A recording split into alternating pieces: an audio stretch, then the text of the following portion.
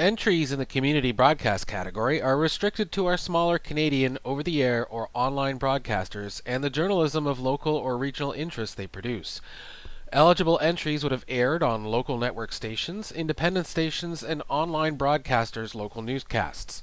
There are 2 finalists in this category. The first finalist is Dean Stoltz, whose entry, Dying with Dignity, was broadcast by Victoria, BC's Check News. Ed Ness invited Stoltz into his life for a final tale, one about the gathering of family and friends he was planning to say goodbye before his medically assisted death. Take a look at some of what Ness shared with Check's viewers. This is what Ed Ness has referred to as D-Day.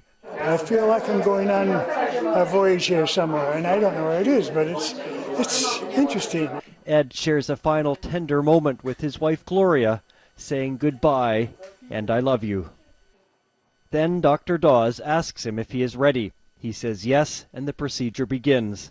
He is given medication that will make him fall asleep, but his last words to everyone are, "This is perfect." The second finalist is Abigail Beeman, who filed a 5-part series, Life in Prison, broadcast on CTV News Kitchener. The series came together due to Beeman's determined work reporting on the women's prison located in Kitchener.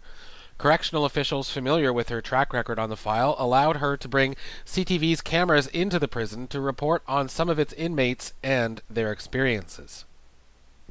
The ingredients may be simple, her story is not. I killed my abuser.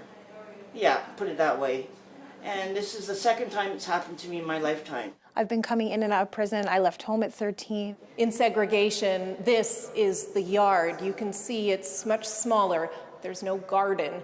The warden says one of the positive changes being made here is that inmates are given 2 hours a day in the yard instead of 1. We're doing this to make a connection with Canadian communities and say, these shouldn't be private institutions where nobody knows what's happening here, because everybody in them is coming back to the community.